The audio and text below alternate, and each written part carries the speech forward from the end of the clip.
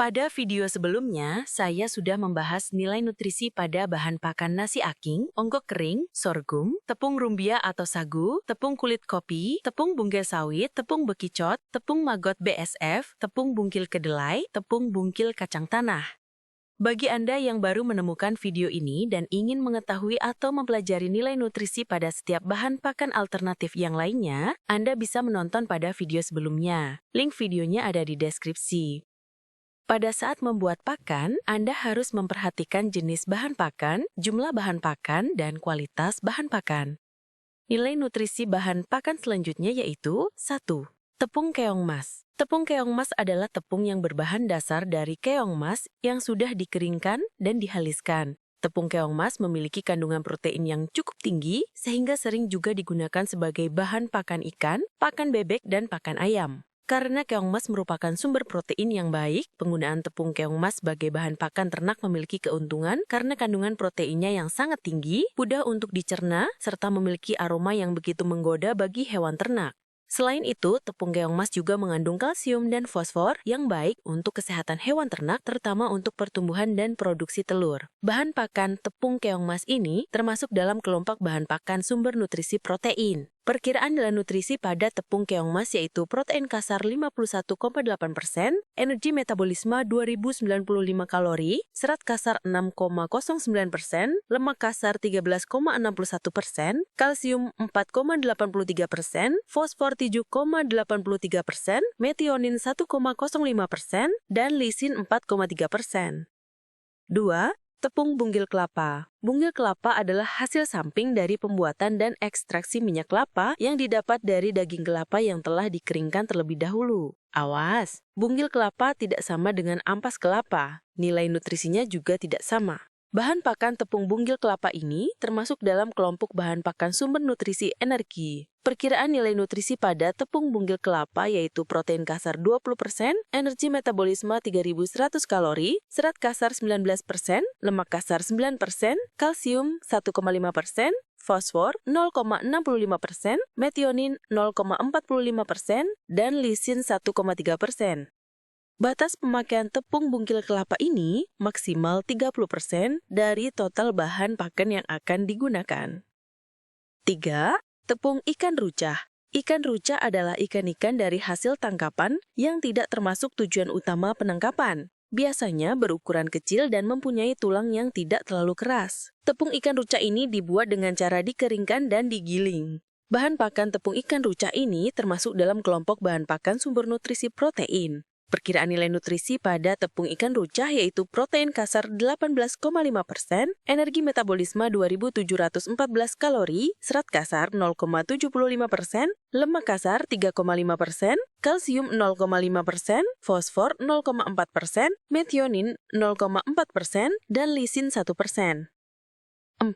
Tepung azula. Azula adalah tanaman air hijau yang memiliki hubungan simbiotik dengan bakteri yang mampu memfiksasi nitrogen dari udara. Oleh karena itu, azula dapat dijadikan sebagai sumber protein dan nutrisi lainnya dalam pakan ternak. Awas, nutrisi pada tepung azula kering dengan azula yang masih basah, nilai nutrisinya berbeda. Bahan pakan tepung azula kering ini termasuk dalam kelompok bahan pakan sumber nutrisi penguat. Perkiraan nilai nutrisi pada tepung azula kering yaitu protein kasar 25%, energi metabolisme 2500 kalori, serat kasar 12,5%, lemak kasar 3,75%, kalsium 2%, fosfor 1%, metionin 0,4%, dan lisin 1,55%. Bagaimana dengan nutrisi pada azula yang masih basah? Bahan pakan azula basah ini termasuk dalam kelompok bahan pakan sumber nutrisi penguat. Perkiraan nilai nutrisi pada azula basah yaitu protein kasar 20%, energi metabolisme 2100 kalori, serat kasar 15%, lemak kasar 2,75%, kalsium 2%, fosfor 0,5%, metionin 0,25%, dan lisin 1,05%. Batas pemakaian tepung azula kering dan azula yang masih basah ini maksimal 30% dari total bahan pakan yang akan digunakan. 5. Ampas tahu kering. Ampas tahu adalah produk samping dari proses pembuatan tahu yang terbuat dari ampas kedelai yang telah diperas untuk diambil sari kedelainya. Ampas tahu memiliki kandungan protein serat dan nutrisi lainnya yang cukup tinggi, dan kadar air pada ampas tahu cukup tinggi juga, sehingga memerlukan pengeringan sebelum dapat digunakan sebagai bahan pakan ternak. Bahan pakan ampas tahu kering ini termasuk dalam kelompok bahan pakan sumber nutrisi protein. Perkiraan nilai nutrisi pada ampas tahu kering yaitu protein kasar 23,62%, energi metabolisme 1.800 kalori, serat kasar 22,65%, lemak kasar 7,78%, kalsium 0,58%, fosfor 0,22%, metionin 0,46%, dan lisin 1,64%. Bagaimana dengan nilai nutrisi ampas tahu basah? Bahan pakan ampas tahu basah ini termasuk dalam kelompok bahan pakan sumber nutrisi protein. Perkiraan nilai nutrisi pada ampas tahu basah yaitu protein kasar 17,5%, energi metabolisme 1.600 kalori, serat kasar 22,5%, lemak kasar 2,5%, kalsium 0,4%, fosfor 0,75%, metionin 0,3%, dan lisin 0,5%. Batas pemakaian ampas tahu kering dan ampas tahu basah ini maksimal 30% dari total bahan pakan yang akan digunakan karena mengandung serat kasar yang tinggi. 6. Kulit ari kacang kedelai. Kulit ari kacang kedelai adalah bagian dari kedelai yang terdapat di luar biji setelah proses penggilingan. Bagian ini biasanya dihasilkan sebagai sisa dari proses produksi tepung kedelai atau minyak kedelai. Kulit ari kacang kedelai mengandung serat, protein, dan beberapa nutrisi lainnya. Perlu diingat bahwa kulit ari kacang kedelai umumnya lebih sulit dicerna oleh hewan daripada biji kedelai yang masih utuh. Bahan pakan kulit ari kacang kedelai ini termasuk dalam kelompok bahan pakan sumber nutrisi penguat. Perkiraan nilai nutrisi pada kulit ari kacang kedelai yaitu protein kasar 38%, energi metabolisme 3.200 kalori, serat kasar 17%, lemak kasar 3,5%, kalsium 0,25%, fosfor 0,75%, metionin 0,4%, dan lisin 2,2%.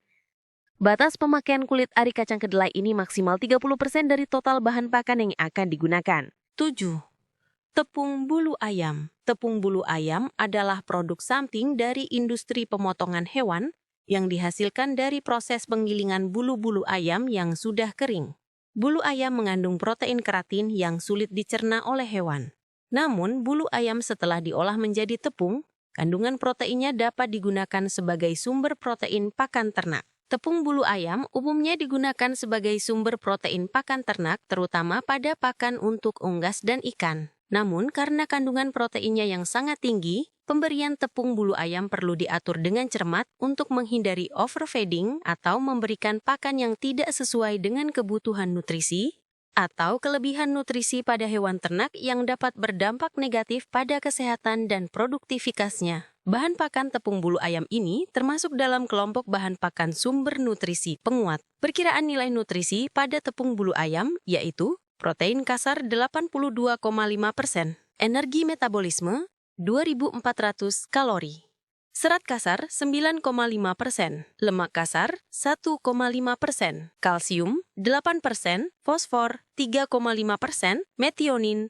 1,5%, dan lisin 4,5%. Batas pemakaian tepung bulu ayam ini maksimal 30% dari total bahan pakan yang akan digunakan. Untuk hari ini cukup 7 materi nilai nutrisi bahan pakan alternatif.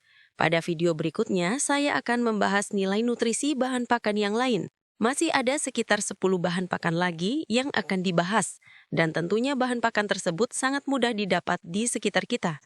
Antara lain, tepung cacing tanah, ampas kelapa kering, ampas kelapa basah, tepung daun kelor, lemna minor atau eceng kecil, tepung cangkang telur, tepung eceng gondok kering, eceng gondok segar, tepung daun pepaya kering, dan daun pepaya segar.